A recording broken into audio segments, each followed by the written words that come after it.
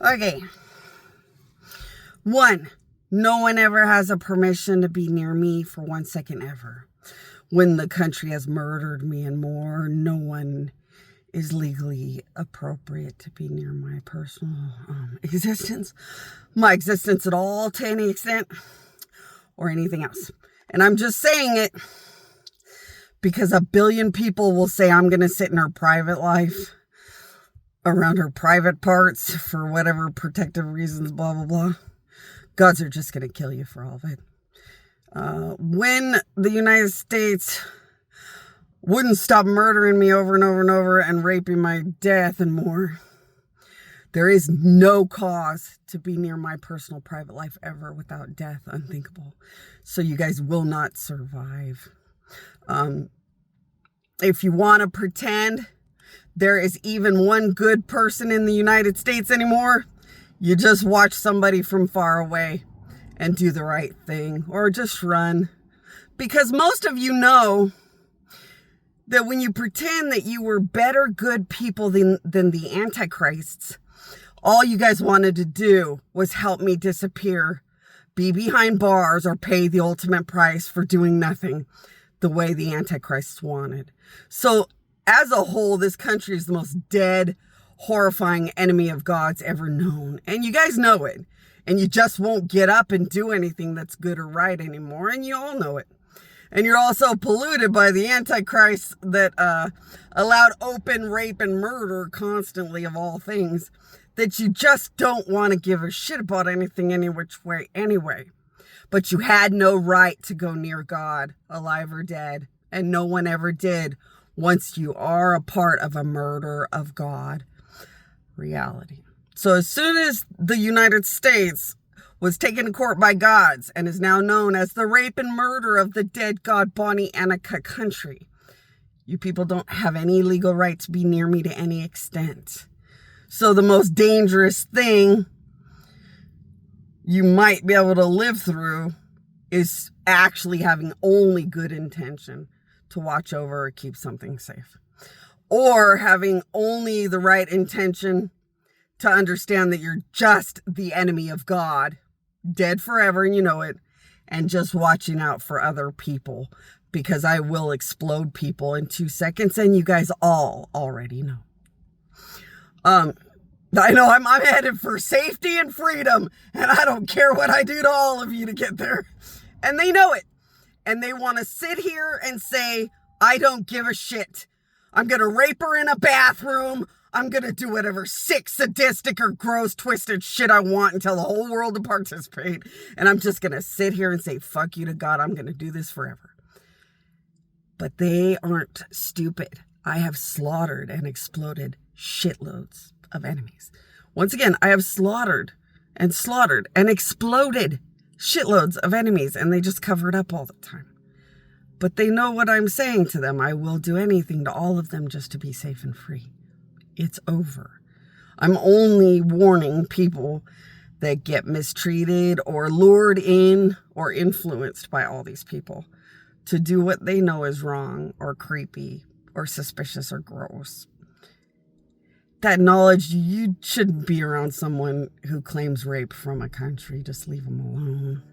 Except to just make sure they're basically safe from far away. She's already said a doctor can't help her. And that's why now doctors can't help us, because we hurt somebody who could never get fixed or get help. So now we're all that dead forever that we will have no hope or help. And that's how life works. But this is just for people who want to live. I'm not talking to the dead, man. They would tell in a handbasket long murdered me in the embryo time ago. Talking to everybody who wants to live and has finally fucking snapped out of it, sobered up, and realizes God's will just kill you and there is nothing else. So acting like it's cute or funny to do what you know is sickening and sick and wrong and gross, you do it to yourselves. So I've gone over that, and I needed to go over that because, like, it's getting scary out there. It's getting very fake and artificial all over the place, but it's getting very scary and real in certain areas where the gods and I can't really hide the fight between the countries and us. So that's the warning for people that get caught in the middle of things. Okay. Now, I'm at this park that's at Jackson. So I'm at the park along Jackson. So you can, when you're at the 111, so say you were at Monroe and you drive down the 111 and then you make a right on Jackson, there's a park just right here. It's not that far down. This park, I was talking about the precious godfather, or the precious like neighborhood giant father. And somebody said, well, you might be sad to find out he's dead and you can still see him watching over the neighborhood. So this precious godfather, or he was like a ghetto father. And I don't want to know if he's dead right now because he is so proud to always take care of the area. So he was like a ghetto father, which this area doesn't seem as ghetto. So maybe he is dead, huh? Okay, he was a precious father. He watched over this area by this park. And he was known as like the Godfather, or like everybody's gangster, hardcore badass father, or the neighborhood father. He was really, really an amazing guy. But yeah, you're right, he might be dead. They had said he might be dead. And now that I think about it, the neighborhood was a little more ghetto in the memories. And I think the daughter is like 80. I think the daughter's like 80. Which means if the daughter is 80, the granddaughter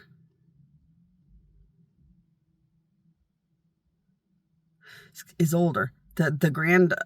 Okay, you're right. Okay.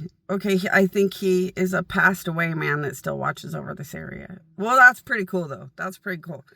I'm gonna have to say thank you then.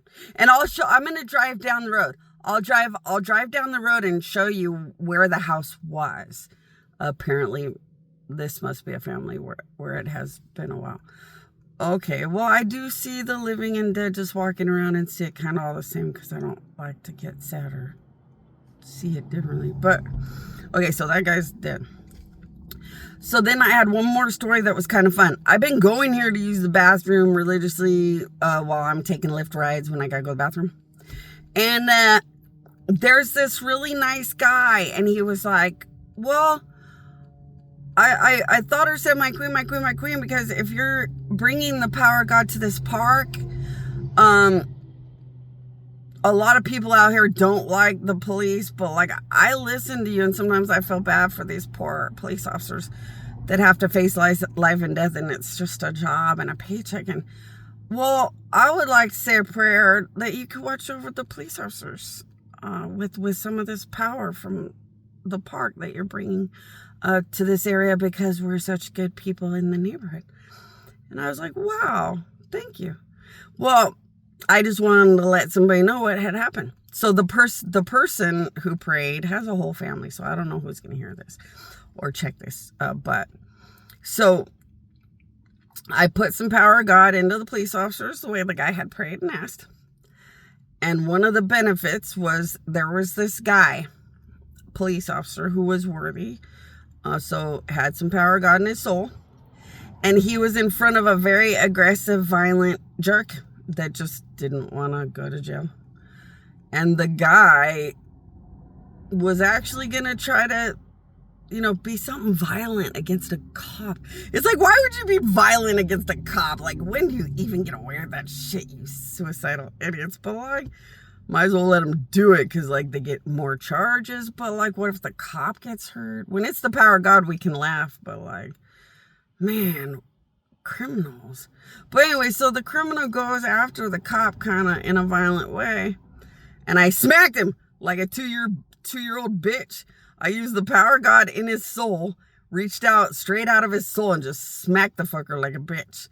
And he hit the ground. He was such a chicken shit little bitch. He hit the ground and cried like a sniveling 2-year-old. I didn't talk or do anything. All I did was smack him. And that cop was just very confused. But congratulations to the man that prayed it. It paid off. Now I'm getting all confused or jumbly. I'm going to show you where that person had lived that was like the neighborhood father. Hold on.